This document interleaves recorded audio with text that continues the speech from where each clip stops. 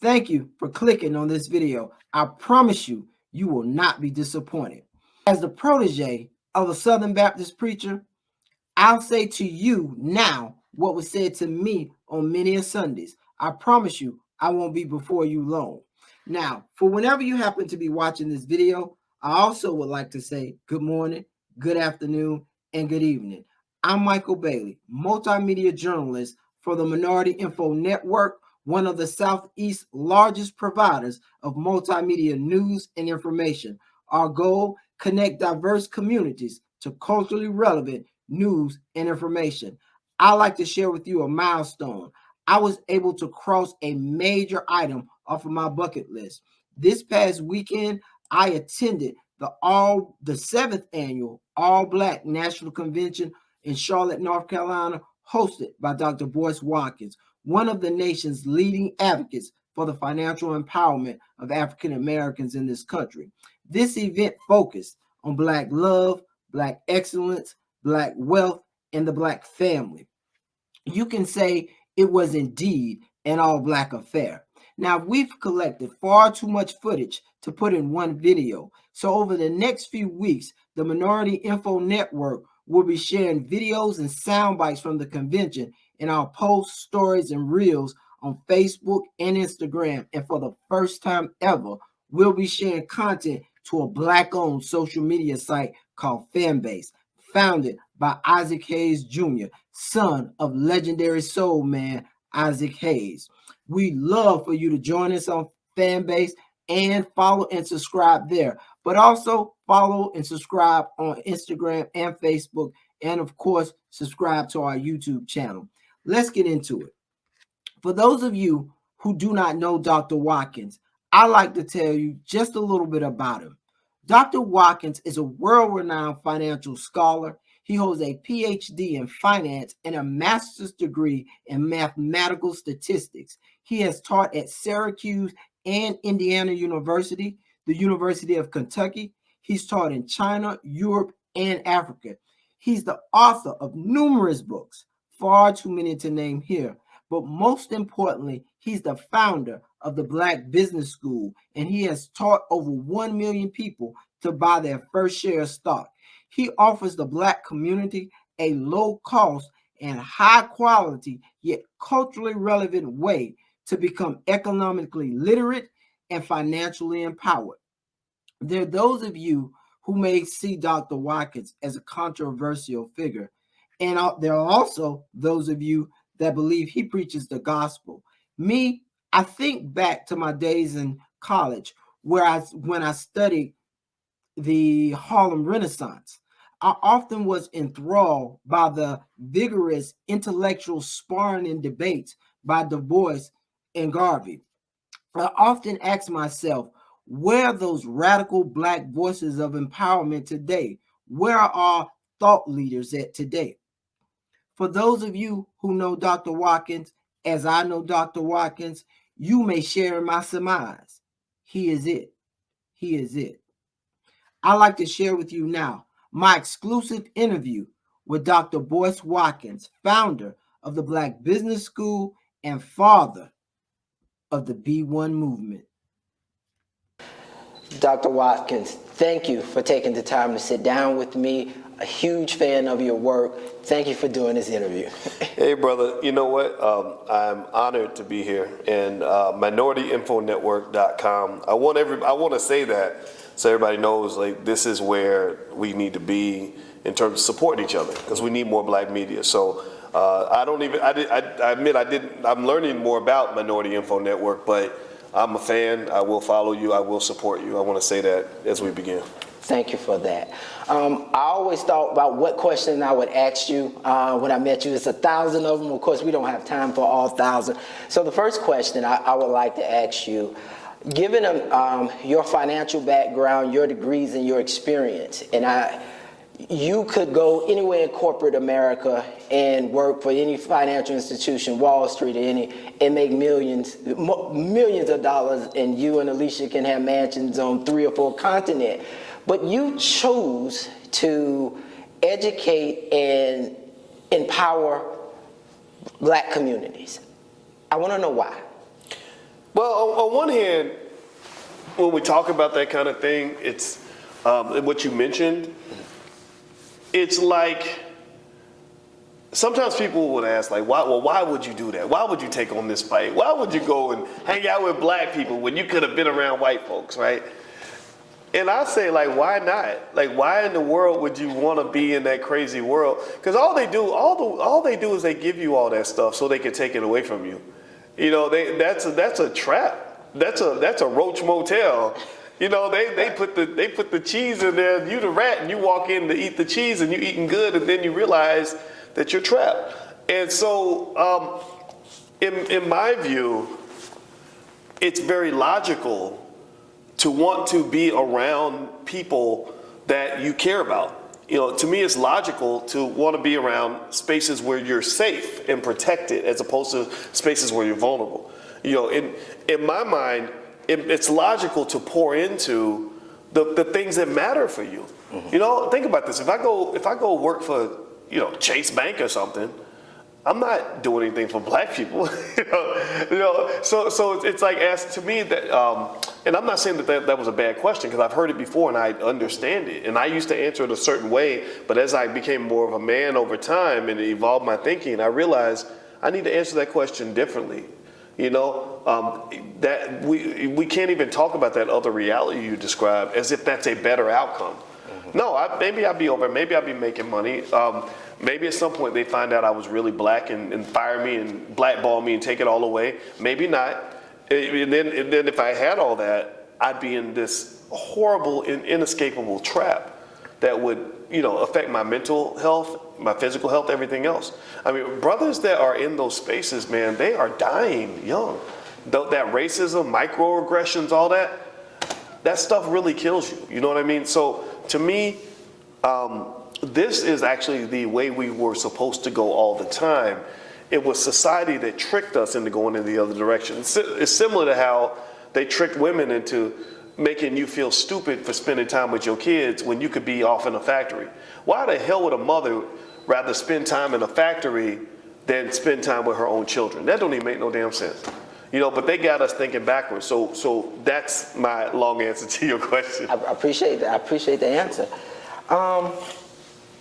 So many of our popular black leaders choose to talk about political freedom, social freedom, constitutional freedoms. Mm-hmm. Your advocacy surrounds financial and economic freedom. How important is financial and economic freedom to these other freedoms? You can't have any of those other freedoms without economic freedom. You live in a capitalist society, a capitalist democracy, more specifically. Democracy is the big brother. Capitalism is the big brother. Democracy is the little brother. The big brother bullies the little brother. So really, the little brother doesn't even matter. It's really the big brother that's driving everything. All your politicians are owned by money and controlled by money. This society is run by money. So if you have no money, then you have no control. You have no power. A person without capital cannot have power in a capitalist society, a community. So here's the other thing too, though. We don't have to have as much money as white people. That's a tall standard to meet. They have lots and lots of money. It's their country. They control that. So this feeds into something that people should understand, that you don't need to be rich to be economically free. Economic freedom doesn't mean you have so much money that that just you just have money everywhere. Economic freedom just pretty much means you're in a space where your economic needs are satisfied to a point where you can make decisions without those decisions being interfered or distorted by the financial consequences of those decisions. Like if you want to spend time with your child that day, you don't want to be like, well, I can't spend time with my baby because I got to go to work. Well, you're not economically free at that point, right? Because a free person can say, okay, I'm going to take the day off so I'm going to spend time with my kid because I have some money saved up, right? Or politically, political freedom, it's connected to economic freedom, because there will be scenarios where as a black man you say, I need to speak up on that. But you realize, wait a minute, if I speak up on it, I'm going to lose my job. I have no skill. I can't start a business. I have no resources. And I got a stack of bills and student loans, so I better shut up. Well, at that point, you're not politically free because you're not economically free. Because if you were economically free, you could tell your boss to kiss your black ass and you walk out that door. You understand? So ultimately, the word freedom is often used by people who don't even understand what freedom even looks like in this society. And not only are they not willing to pay the price, they don't even know what they should be trying to pay for. So ultimately, those areas you mentioned, I think you mentioned political freedom and constitutional freedom and social freedom. All those freedoms only exist when you have the economic infrastructure in order to achieve that goal. And it's very doable. We just have to have a simple model to get that done. Okay. You often make your political stances known. Recently, Joe Biden has made somewhat symbolic gesture, pardon federal people with marijuana charges, infrastructure bills, making Juneteenth a national holiday. In your opinion, what are some real concrete policies he could make if he really wanted to support black people? You know, I'm going to tell you, I don't know how possible. See, you got to understand, in my view, we live in a country that just doesn't like black people that much, that just doesn't feel like black people are that important. And that's exacerbated by the fact that we don't have the political numbers to even make our vote that important in the whole scheme of things. Doesn't mean it doesn't matter. The black vote can tip the scale, and they need it, but it's not something that they're willing to necessarily shift their positions heavily in order to obtain it, unless we just took a really hard line and just were completely unified to say, we're not going to vote unless you do this, which is happening a little bit in the reparations conversation. I don't have a lot of faith in politicians because I don't have a lot of faith in the American political system in the way it's designed. It's too rigged by money. And so a strategy where we say, okay, we're going to shift the political landscape because we're going to have enough money to buy our politicians, that's an expensive investment. That's very hard to do. I don't know if that's the best solution. So in terms of what Biden's doing, I think Biden's a master politician. He's able to satisfy who he needs to satisfy, tell the lies he needs to tell to get elected. Specific things that he could do that would mean something might be some significant movement on reparations. But then you got to get through Congress. Right. You know, and that I don't know how that's going to happen. And then also, you know, because we have a country that doesn't like black people very much, Biden ends up, you know, the Democrats don't get elected again because they're mad. Like, wait, you're doing stuff for these people. That's racist. That's wrong. Whatever they say. So I think that when we look to politicians to solve problems that we can solve ourselves, I think that we're kind of wasting our energy. I get sleepy during those conversations because I'm just like, it's too much work and it ain't worth it. It ain't gonna work. It's never effective that I've seen. But what I have seen that has worked is when we take what we have and work the shit out of what we have. You know, America is not a horrible, horrible country. Don't get me wrong. It ain't perfect. It's got issues. But you know, I've never met a white man who stopped me from picking up a book and reading a book. You know, I've never met a white man who stopped me from starting a business. I never met a white man who stopped me from taking care of my kids. There are things I can do on a daily basis as a black man in this country that will put me in a pretty good situation if I make the right choices. You know, so I think sometimes when we get too caught in the victim box, this is why I think politics is just such a problem for black people, is because they get our votes by putting us in the victim box and teaching us, you know, we submit to them because they convince us that we can't do anything without them. You know, that's how you create that need, is like a pimp, like you ain't nothing without me. You know, like that's kind of what they do. They pimp us. They break down our self-esteem to the point where, or you think about pimps in the pulpit. Some of these, not all the pastors, but some of them. You know, like, you ain't nothing without me, and if I don't give you my blessing, then then you can't do nothing. That is a way that people extract things from you. That's how an abusive man extracts things from a woman. You know, you wasn't nothing without me, or if I don't want you, ain't nobody gonna want you, right? And if she believes that, then she's gonna become a slave to that man, right?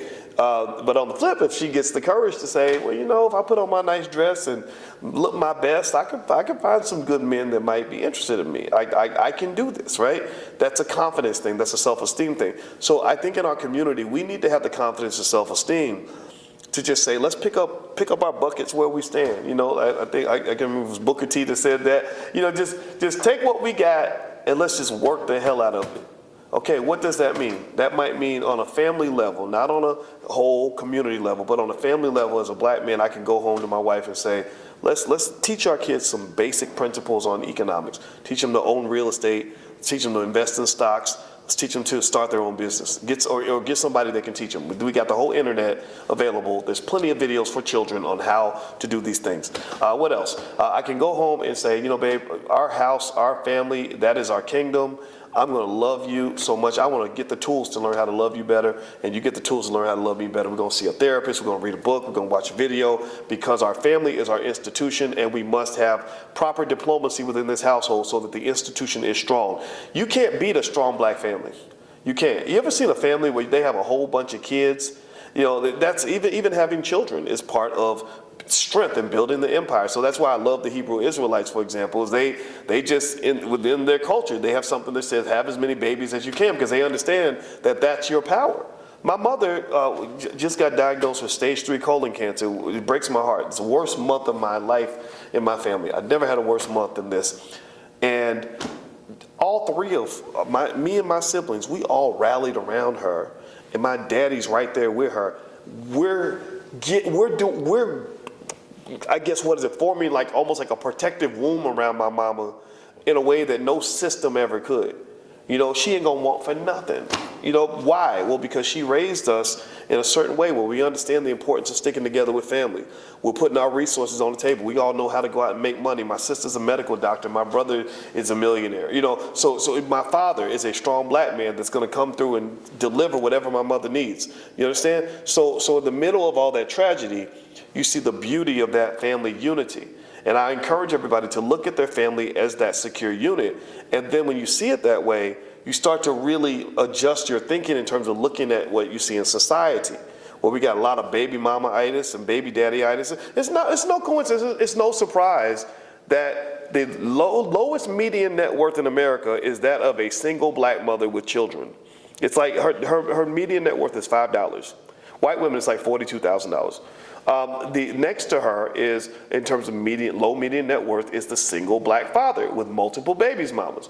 Why is that? Well, it's logical. You're trying to support 6 households. You know, you can't, that's hard to do with a regular person's salary. You know, and then on top of that, you're missing the other things that are far more important than money. You're missing the love, security, and protection that comes when you have a crisis. So you have a 45-year-old black man sitting in the stroke ward with nobody coming in there to wipe his ass because he never invested in a woman to help take care of him. He never invested in children that are going to come and check on daddy because he wanted to be a player because he's imitating these dummy rappers on TV. So my point on this is to say, I forgive me for making this a long-winded answer. I got to answer it completely. Is everything we need is right there. Like everything we need, we got this. We look outside consistently to find things that are already right in front of us that are buried in our backyard. And it really, really starts with the family, but it also starts with us freeing our minds enough where we can go and develop that plan and develop that agenda without the interference of all the nonsense that exists out here in this world. You know, so I don't hate America. I don't hate white people. I'm not sitting around saying, oh, the white man did this, the white man did that. No, I'm gonna make sure my family's good. You know why? Because I'm a man. And I'm going to, I may not be able to succeed at everything that I do or win all the time, but if I lose, it ain't gonna be because I didn't try like hell. That's period. Thank you for that. And you touched on this, but I still wanted to answer.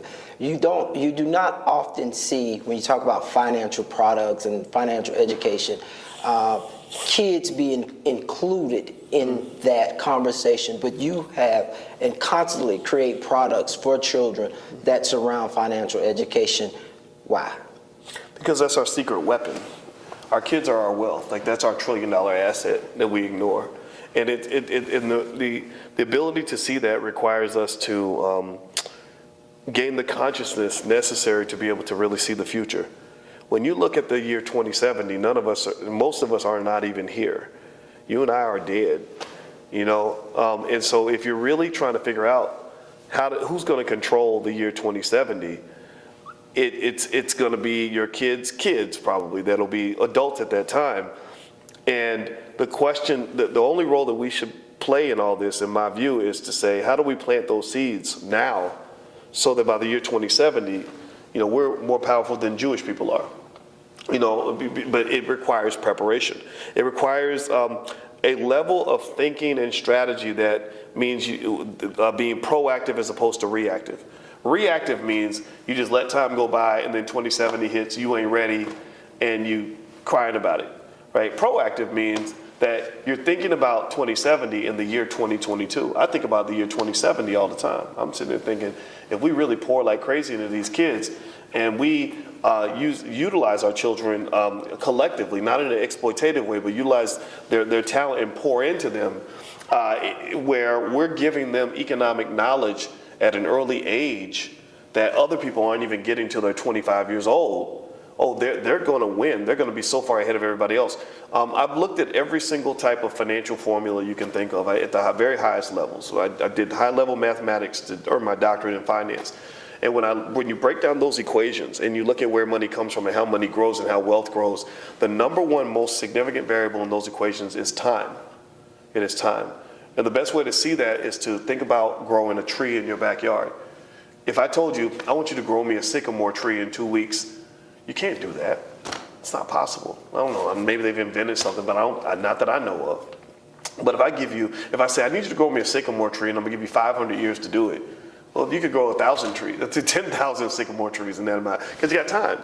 So time is a gift, time is a blessing, time is power. But a lot of times, when we misuse that term consciousness, like a lot of people are saying, I'm conscious, you ain't conscious of nothing. Consciousness, part of consciousness to me, means understanding things like that, having a concept of time, being able to see a few years into the future so that you can say, okay, things aren't where I want them to be now, but if I do this and this and this right now consistently, then we can have a beautiful world later on. Like the year 2022 is controlled by people who were preparing for 2022 back in 2002. How many of our people were thinking about 2022 back in 2002? I didn't hear a lot of people talking about that. So collectively, I think when you talk more specifically, here's one specific thing parents should understand is it does not take a lot of training to put your kids ahead of other people's kids when it comes to economics. It's very basic things, like literally you could say little things like I had a friend who became a millionaire when he was 30, and his dad used to say to him, well, every black man who wants to be free needs to have his own business. And I asked my friend, I said, well, did your father run a business? He said, no, he was a truck driver. He worked for somebody. But he just said that to me. And so what happened was his son just took that in as a core value. And so when he got to college and they said, well, what do you want to study? He said, well, my dad used to say every independent black man should have his own business. So I think I'll study entrepreneurship. So what I'm saying is if we plant the seeds, our kids will do the rest. We ain't got to do, so what we have to do is we have to shape the culture, because the culture gives you the why, it gives you your value systems, and the why you're doing something is more important than what you're actually doing. If the why is strong enough, then I'll fill in the blanks. For example, I love my mama. If you tell me to do something for my mama, I'm gonna figure it out. I need you to make a Swiss salad for your mama because it's gonna help her health. Okay, well, I'm gonna go and read a book and figure out how to make a Swiss salad because it's very important to me.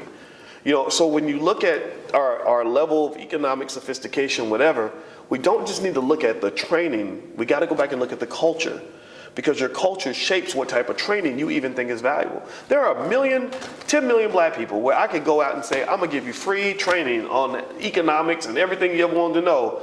And a lot of those people be like, no, I don't wanna do that. I'd rather sit on Instagram and scroll videos of ladies with big booties or listen to what my favorite rapper is saying on his live about his baby's mamas. Why? Well, because that's a culture. So ultimately culture will shape everything. So what we got to do is understand that the war we're in is a cultural war. There are people outside of the black community that are seeking to control black culture, telling you what your culture is supposed to be. BET had the most offensive ad ever, in my view, when it came to the BET Awards. They kept saying, for the culture, for the culture, for the culture. BET is owned by a bunch of Jewish people. They're owned by a bunch of white people. Viacom and all that. No disrespect to whites or Jews or anybody else, but look it up. Sumner Redstone and all them, right? How the hell are you gonna come up here and tell me that this is my culture? Would you let me, can I go start JET, Jewish Entertainment Television, and go to your people and say, this is your culture, this is your culture? No, you would not allow that. And the reason you wouldn't allow it is because you see me as subordinate to you. When I do the same thing to you that you're doing to me, maybe you'd call it anti-Semitic, or maybe you'd say, this is out of control, this is unbelievable. Why is it unbelievable? You're doing that to our people all the time. Why is it okay when you do it to us, but we can't do that to you? So it's not anti-anybody. I don't want to lay it out like that. It's more so to say that just from a defense standpoint, we have to really watch anybody. And I'm not just talking about that specific group. I'm talking about anybody that comes in and says, this is your culture. No, when it comes to the culture in my house, I'm the daddy, she's the mama, we shaping the culture and all of this. You must protect that. My final question, Dr. Watkins, and this is more of an introspective. I ask it to a lot of my guests. If roles were reversed and you had the opportunity to interview you, what question would you ask you? Oh man, that's a good one. Good question, good question. What question would I ask me? Let's see here. Why? Maybe, I don't know. Let's do a self-serving question. Why did you create the Black Business School? That's introspective. All right. I created the Black Business School because I learned a lot of insights into finance and economics, obviously, because I was studying it 8 hours a day, 7 days a week for years, right? And I went to Syracuse University. I thought I was hot shit. I was 31 years old. My first job, I made $115,000 a year, 20 years ago, right? So that was a lot of money. So I'm this young, rich black man, education, all that.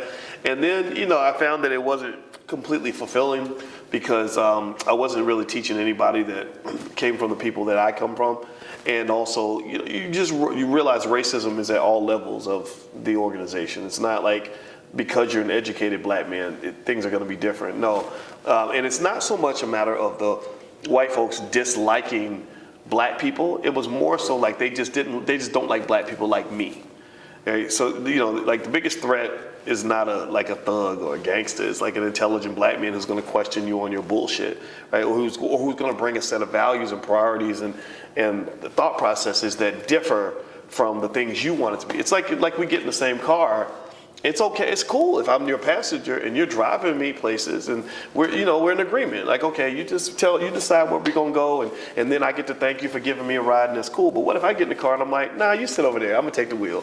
They don't like that, nor should they. So that's the problem. We get in this really unnatural position of really expecting people to really relinquish true power. People don't do that. Human beings just don't do that. That's just not logical. I think that sometimes you can outgrow something, and I think I outgrew that role. I had no hostility. I have to this day no hostility toward the university, but it was contentious at the time. There was a big fight and everything else and very public. And then I said, you know what? Maybe I can use technology to establish a space where our people can really learn black wealth. Like our focus is black wealth, that's it. The Black Business School doesn't have any restrictions on who can join. We have white people in there that, I'm not gonna tell them they gotta go, but our focus is on black wealth in the black community, and that's it. Because one thing we've been missing is we always have people that wanna make everybody happy and wanna just do stuff for everybody. I'm like, no, we need specialized, focused scientists that are focusing specifically on our issues. So I partner with a lot of the smart people in the community who are also frustrated like me. And I'm really proud of it. We have 152,000 students. Most of them pay less than $50 a year. And they get a better education than they got in college. We do surveys every year where about 96% of our students say that I learned more from you than I did in college. And many of them went $100,000 in debt learning from white people. It doesn't mean white people are bad or that they don't know what they're talking about. The problem is that they don't understand us like we understand us. And so they're going to end up teaching us, in a lot of cases, the wrong stuff. That's why a lot of people want to burn their college degrees, because they're like, this wasn't worth it. So we just created a bigger, better version, really HBCU 2.0. We have the HBCU feel and everything else without the constraints. HBCUs, unfortunately, can't even do what they need to do because they need government money and all this other stuff. We don't use government money. We don't use corporate sponsorship. The community sponsors all of that. And we get it done because all we need is us. We do not need all these benefactors. To hell with those people. All we need is us. So that's what we're all about. That's what we do. Dr. Watkins, thank you. It's been my esteemed pleasure. Well, the esteem is all mine, brother. Thank you for a great interview.